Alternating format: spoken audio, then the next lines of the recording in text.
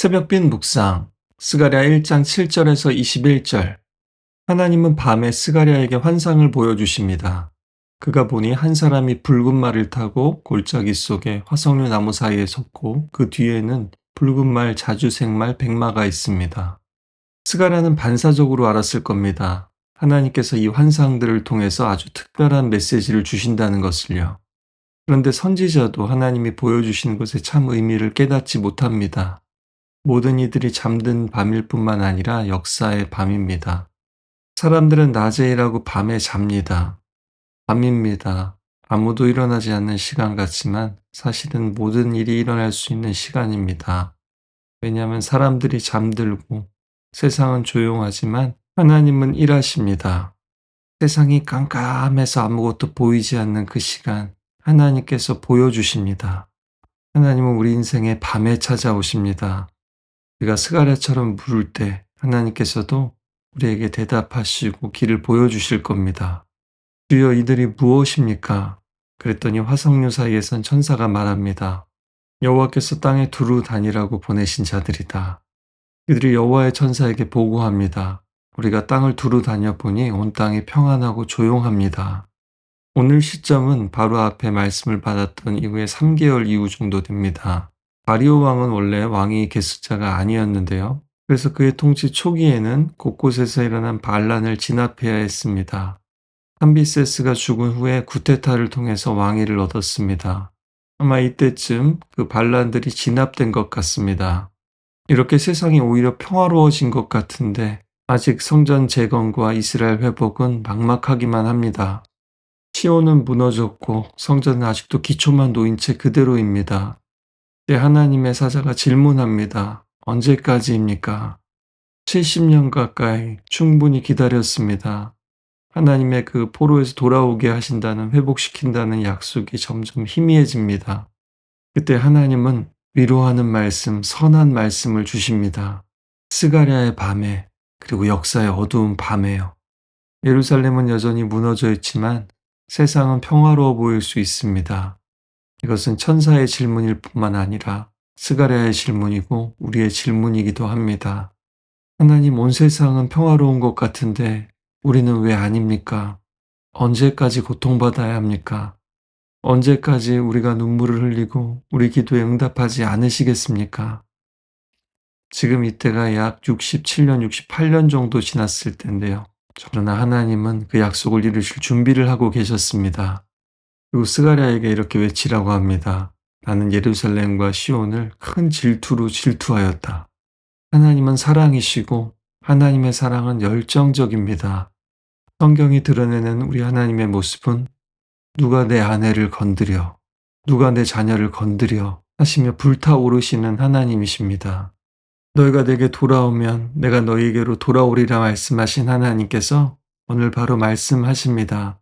내가 너희를 불쌍히 여겨서 예루살렘에 돌아왔다.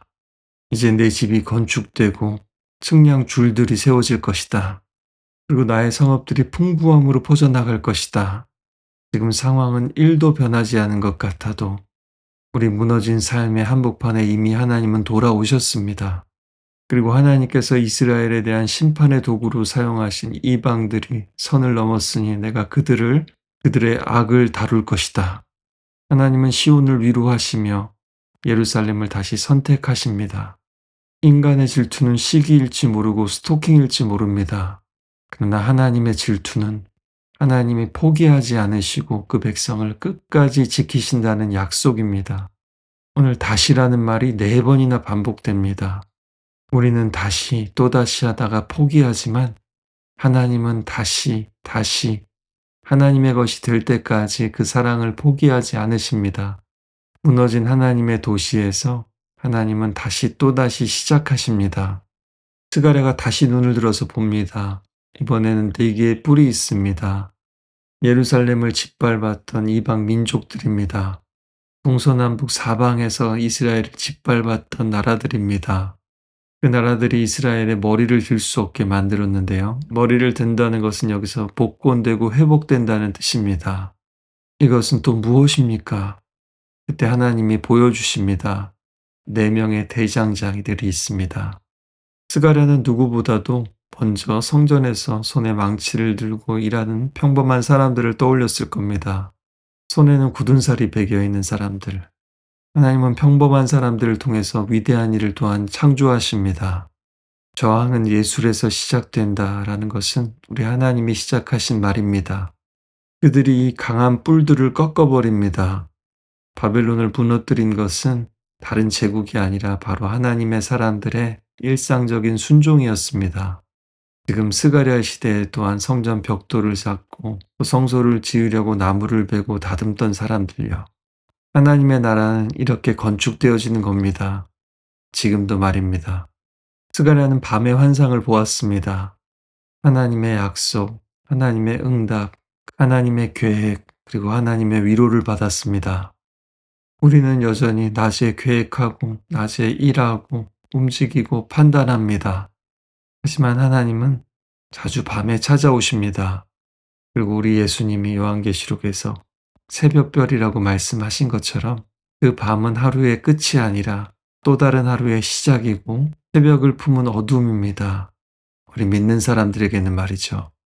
우리도 스가랴처럼 물어야 합니다. 하나님, 이것이 도대체 무엇입니까? 하나님, 도대체 언제까지입니까? 하나님, 이건 또 무엇입니까?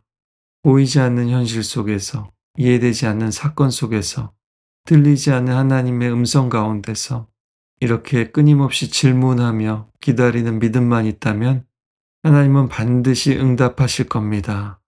위로와 선한 말씀으로요. 내가 너에게 돌아왔다.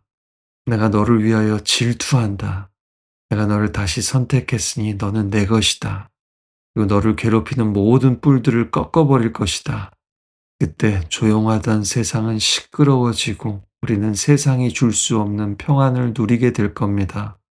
오늘도 이 역사의 어두운 밤 속에서 또 여러분 인생의 어두운 밤 가운데 계시다면 주위를 둘러보는 것이 아니라 먼저 눈을 감고 오늘 스가랴에게 주신 비전과 말씀을 보고 들을 수 있기를 바랍니다.